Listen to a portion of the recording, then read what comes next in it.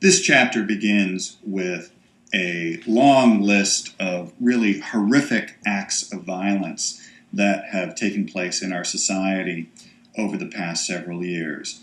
There is a long list of violent school shootings, from Columbine to Virginia Tech, and unfortunately for us in Connecticut, we can add the massacre of young school children at Newtown, Connecticut.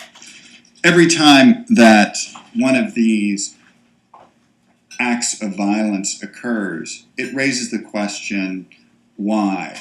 What prompts and leads people to engage in these violent acts? What social factors may contribute towards this kind of behavior? And invariably, people raise the question of the media's role and the media's responsibility. Social critics and scholars regularly ask, does the violence in our popular culture and media encourage some people to behave in more aggressive, violent ways? And this raises a broader question about the relationship between media and our society, and in what ways does media affect us as individuals? Do media affect our attitudes, our beliefs, our view of the world, our behavior in any way? Does media affect our society and the way our social institutions function? So that's the central question of this chapter, which is what kinds of influence does media have on us as individuals and us as a society? And this chapter reviews a lot of the scholarship that has taken place on this topic.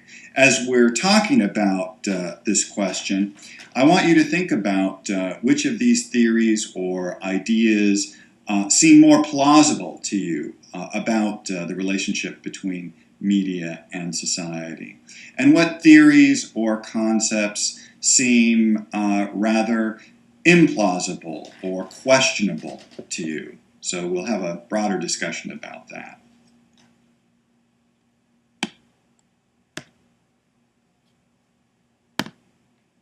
There are two main approaches to the academic study of the role of media in society. These are two different ways that research is conducted on what impact or influence media may have on individuals and society more generally.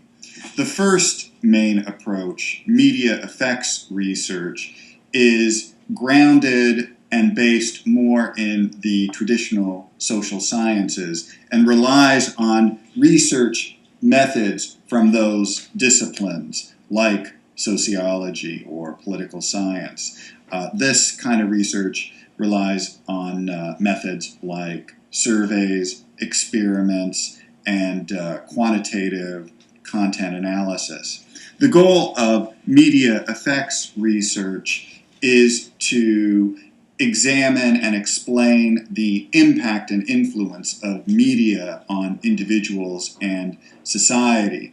And this research tries to examine those issues in a very dispassionate, objective, and unbiased manner. Now, cultural studies research, by contrast, is based more in the traditional humanities, disciplines like film studies or art history or drama. The goal of cultural studies is to assess what are some of the core underlying ideas and values within our culture and media, and how are those ideas and values represented and conveyed through our media. For instance, in previous chapters, we've talked about how Some scholars argue that the idea of consumerism is a core idea or value in our culture. Cultural studies research examines ideas like that in popular culture and how those ideas affect people's view of the world, their view of themselves, and view of other groups in society.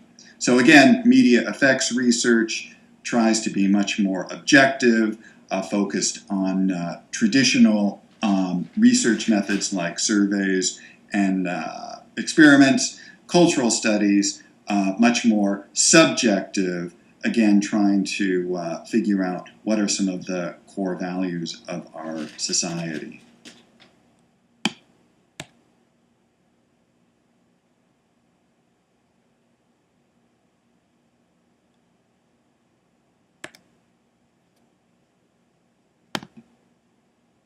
One of the earliest theories of media influence was the hypodermic needle model.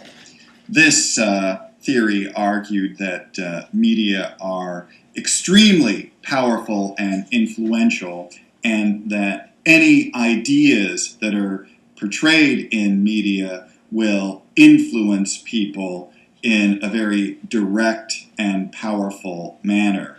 This theory gets its name from the idea of a hypodermic needle, the idea that there's like some idea in the needle that media just inject into people, and that people then wind up being influenced by those ideas injected into people in a very dramatic way.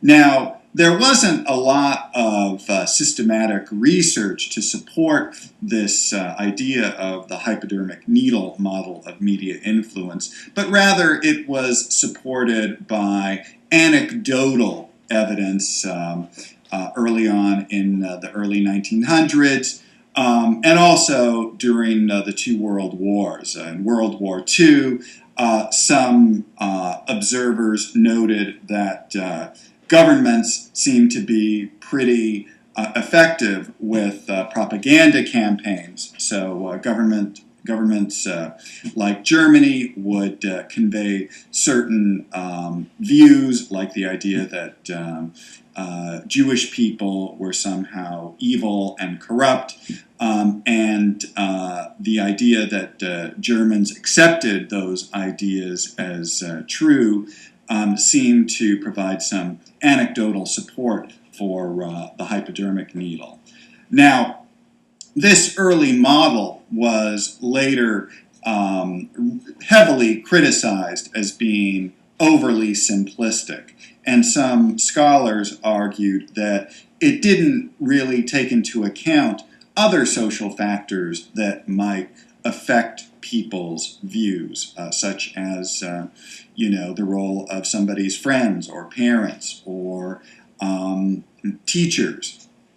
Now, as a result of a lot of criticism of this early hypodermic needle model, you had the development of another model that developed in response to this hypodermic needle approach.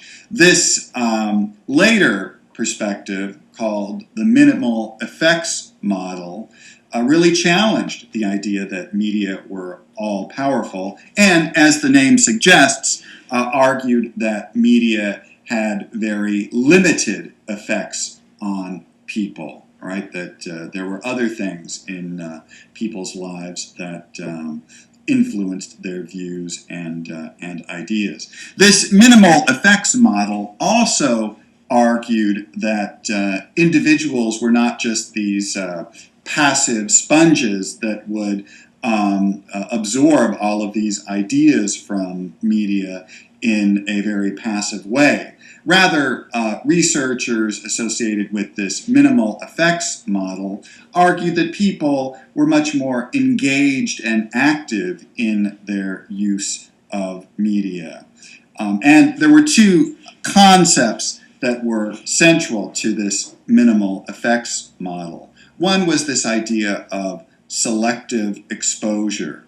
This is the idea that people will only watch or listen to media that support their own views to begin with, all right? That people have certain interests and ideas, and that will lead them to consume certain media rather than other media. So, for instance, someone who is a political conservative might get their news from Fox News rather than MSNBC, all right? So that conservatives will rely more on media outlets that are already associated with the views that they already believe, right? So again, selective exposure argues that media are not influencing people, but rather that people are just selecting certain media that reinforce their pre-existing beliefs.